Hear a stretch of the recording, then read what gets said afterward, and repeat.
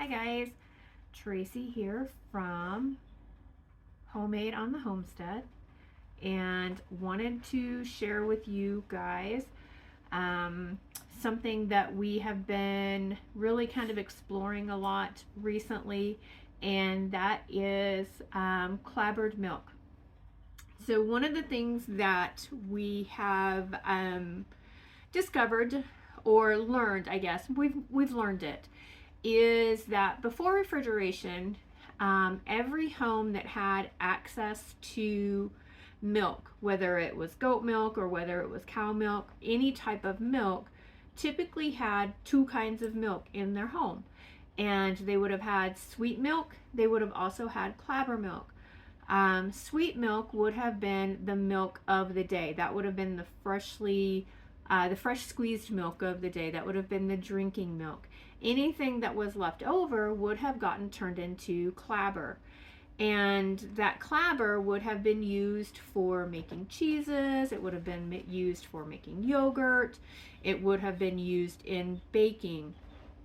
The process that happens when clabber is created is you have this wonderful, beautiful, fresh, raw milk here, right? And it is full of natural bacteria that grow and reproduce all on their own. And so when you have this fresh milk and all of those live bacteria, the lacto blah blah blah blah blah something or another, that's a really technical name, it eats all of the sugar in the milk. And when it eats all of the sugar, what happens is it produces a lactic acid, and that actually makes your milk become solid.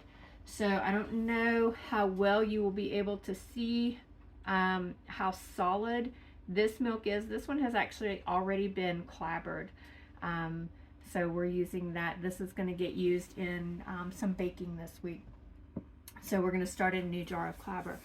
But because of the amount of lactic acid that is left in that process, it makes this solid. This clabbered milk is full of probiotics. It's full of natural gut healing bacteria. And so you could actually put this in a dish and eat it just like yogurt. Add some berries or some honey, some granola, anything along those lines, and eat it just like that and just like yogurt. It's going to be a little tangier than yogurt because we haven't killed the bacteria and then added new bacteria. So it's going to have all of the natural bacteria in it from your milk source. So let's get started. We are going to take this is just a jar of fresh milk. Still has the cream on it. You can see where that cream line was. I don't take out the cream because I like the cream in there. We're just going to give it a good shake just to kind of mix it up a little bit. And we're going to start a new jar of clabber.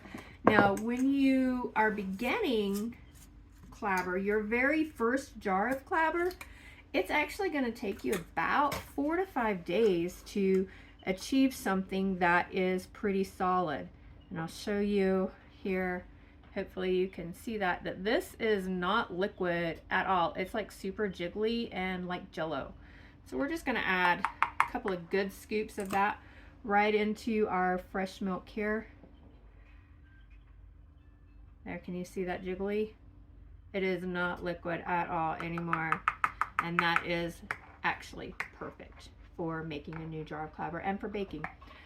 So you can kind of think of clabber as like a supercharged buttermilk. It would have been very similar in reaction to what we call buttermilk today. So we are going to seal up this fresh jar, give it a shake, and I'm actually just going to set it right over here beside my refrigerator overnight, and tomorrow that will have actually done all of its process because we have inoculated it with one that is already alive and growing. But you can think of clabber like a supercharged buttermilk, or what we would call buttermilk today, because of the amount of lactic acid that is naturally occurring in the clabber.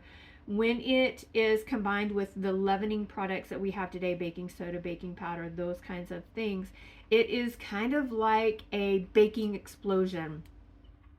All of the things that you use it for in baking are going to basically explode. You're going to have lighter, fluffier, more tender biscuits. Your pancakes are going to be lighter, fluffier, and taller. I mean, they're just going to be absolutely amazing. It's beautiful for baking with chocolate cake. Let me just tell you, you are going to get the springiest, lightest, fluffiest chocolate cake you have ever had in your entire life by using clabber. And it's super simple. You guys saw how I started a new jar of clabber. And we hope that you will kind of follow along on our journey with clabber and all of the things that we're going to be doing with it. We're going to show you how to make some cheeses out of it, how to use it in baking, and let you see how when we do biscuits with it, I'll actually be making biscuits later this week. That's what that jar is earmarked for. And yeah, we're just going to kind of do a deep dive on clabber and all of the things that we can use that for. So hope you'll follow along. If you haven't already, give us a subscribe so you can see when we get ready to produce that next video. Thanks a lot. We'll see you soon.